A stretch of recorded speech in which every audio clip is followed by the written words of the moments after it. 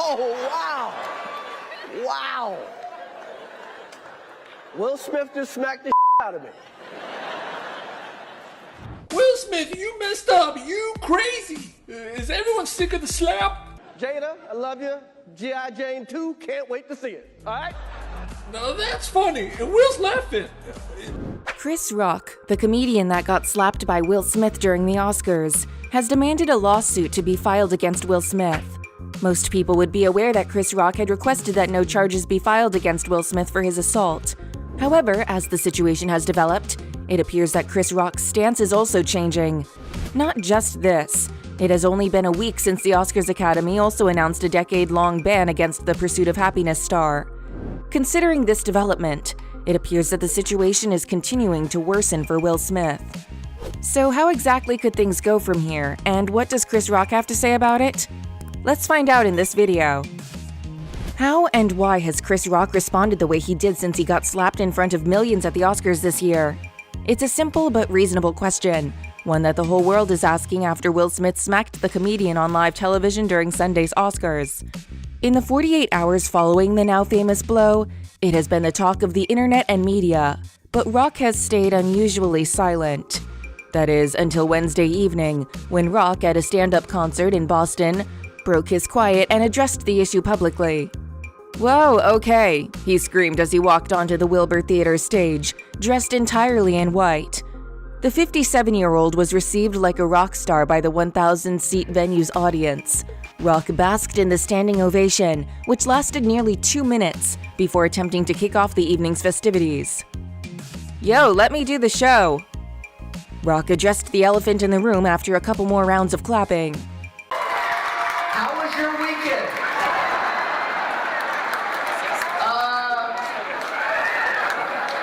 I don't have like a bunch of shit about what happened. So if you came to hear that, I had like a whole show I wrote before this weekend. And I'm still kind of processing what happened.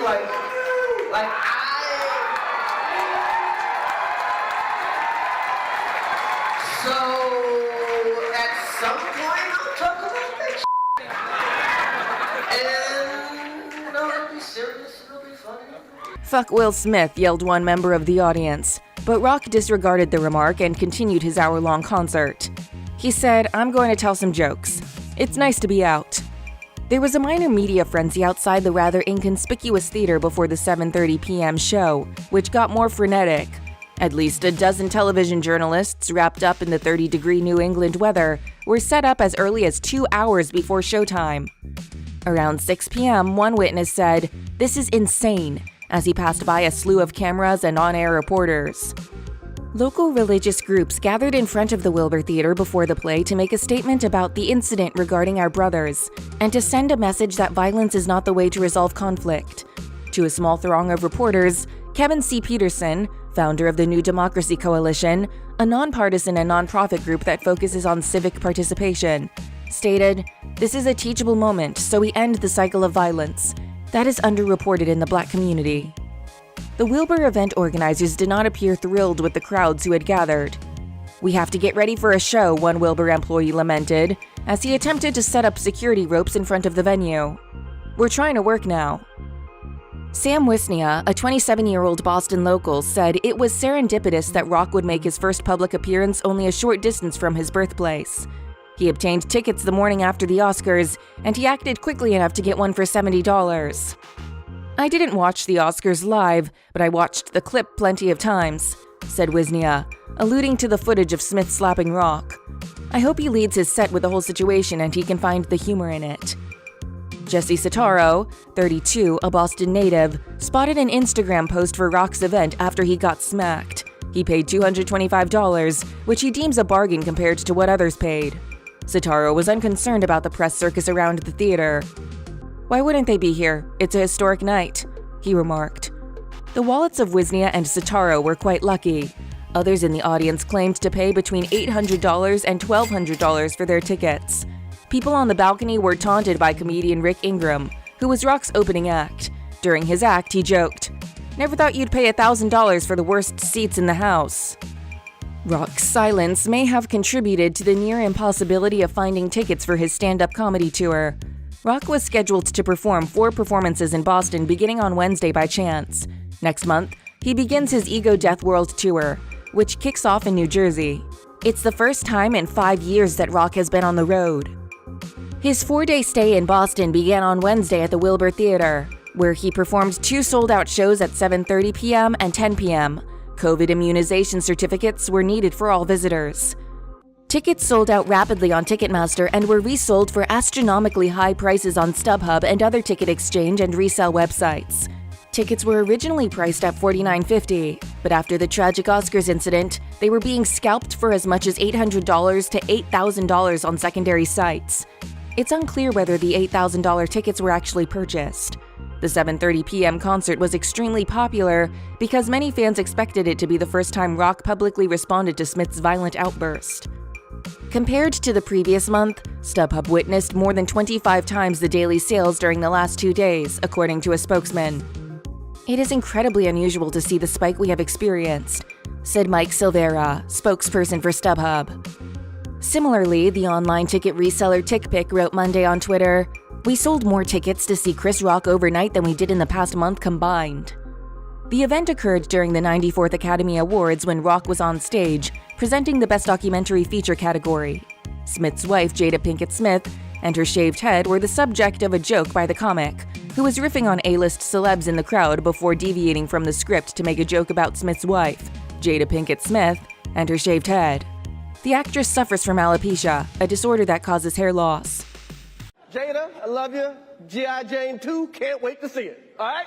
Rock said, referring to the 1997 action movie in which Demi Moore's character has a shaved head. The jab made Smith giggle at first. He instantly switches gears and came on stage to slap Rock in the face after looking at Pinkett Smith and observing her huge eye roll at the joke. Everyone, including Rock, believed the ruse was a joke at first, but it quickly became evident that this was not the case. Oh, wow. Wow. Will Smith just smacked the out of me. The moment he returned to his seat, Smith yelled, Thi- name out your mouth. Wow, dude. Yes. It was a G.I. Jane joke. That prompted Smith to shout at a louder octave, Keep my wife's name out your mouth. I'm going to, okay? Rock also appeared visibly shaken on stage and also visibly struggled to collect his thoughts. That was a greatest night in the history of television. Okay. Smith won the Oscar for Best Actor for his portrayal of tennis instructor Richard Williams in King Richard, a feel-good sports film in which he plays the father of tennis stars Venus and Serena Williams. Shortly after striking Rock, Smith apologized to the Academy and his fellow Best Actor candidates in a sad acceptance speech, but he didn't name Rock. He also sought to link the incident to his on-screen persona in King Richard in his statements. Richard Williams was a fierce defender of his family, Smith said. "Art imitates life. I look like the crazy father, just like they said about Richard Williams." Later, at some point in his speech, he said, "In this business, you got to be able to have people disrespect you. And you got to smile, and you got to pretend like that's okay." A few days later, Smith also issued an apology to Rock on Instagram. "I would like to publicly apologize to you, Chris. I was out of line and I was wrong. I am embarrassed, and my actions are not indicative of the man I want to be." While Chris Rock initially declined to file charges against Will Smith, it appears that the situation may be changing now. After all, the Academy did expose Will Smith to a 10-year-long ban. The ban was made evident through a letter written by Academy President David Rubin and CEO John Hudson. Here's what it said. "For a period of 10 years, from April 8, 2022, Mr. Smith shall not be permitted to attend any Academy events or programs, in person or virtually, including but not limited to the Academy Awards.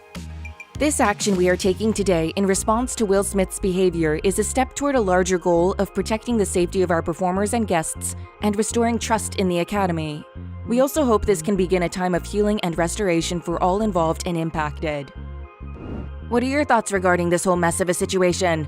Do share your thoughts in the comments below.